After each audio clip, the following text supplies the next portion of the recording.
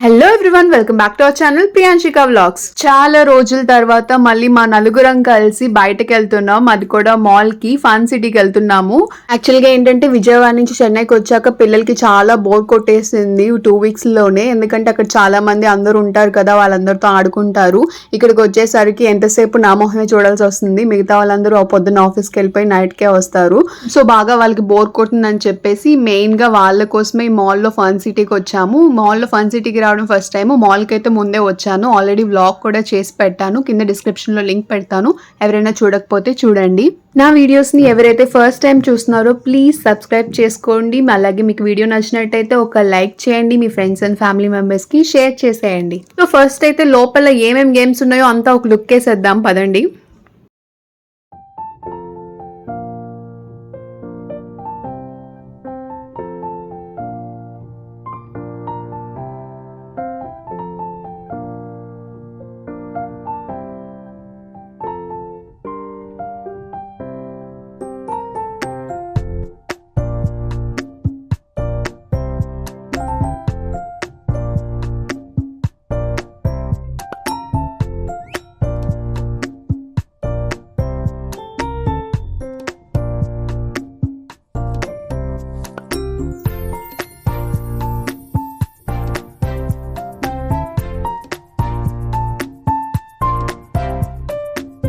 మొత్తం చూసాక ఓకే బాగానే ఉంది, కార్డ్ తీసుకుందాం అని చెప్పేసి వచ్చేసి ఇక్కడికి వచ్చి కార్డ్ తీసుకున్నాము. మేము వచ్చేసి 2200 రూపీస్ పెట్టి కార్డ్ తీసుకున్నాము.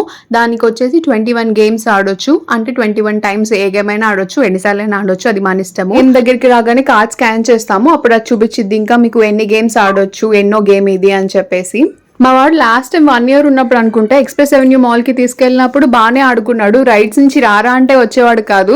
ఇప్పుడేమో రైడ్ ఎక్కగానే అది మూవ్మెంట్ ఉంటుంది కదా, ఆ మూవ్మెంట్ కమ్ము నేను వచ్చేస్తాను అని చెప్పేసి వచ్చేస్తున్నాడు. నా దగ్గర నుంచి అస్సలు దిగలేదు. వేరే రైడ్ కి వెళ్ళరా అంటే కూర్చోబెట్టినా కూడా వచ్చేస్తున్నాడు. ఈ వీడియో చూడండి, మూవ్మెంట్ లేనంత వరకు బాగానే ఉన్నాడు. వన్స్ అది మూవ్మెంట్ స్టార్ట్ అయిన దగ్గర నుంచి ఇంకా భయపడి అని ఏడుస్తున్నాడు వచ్చేయడానికి.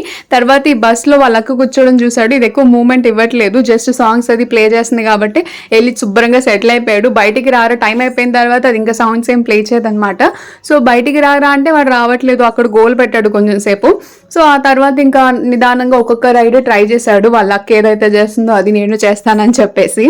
మొత్తానికి ఇద్దరు అయితే బాగానే ఎంజాయ్ చేశారు, తీసుకెళ్ళినందుకు బాగానే ఆడుకున్నారు గేమ్స్ అవన్నీ.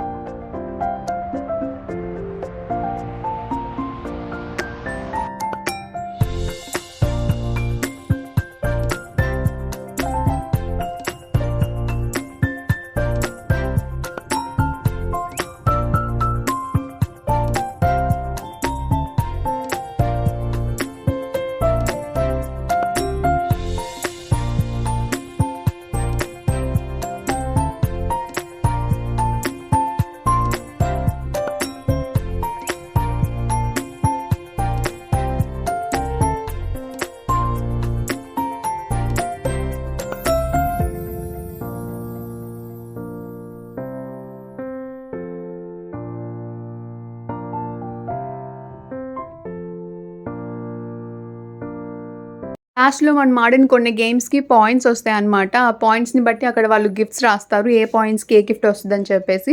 లాస్ట్ టైమ్ అలాగే వచ్చినా కూడా సరే ఇంకోసారి వద్దామని చెప్పేసి తీసుకోలేదు. అది ఎక్స్‌ప్రెస్ అవెన్యూ మాల్‌లో.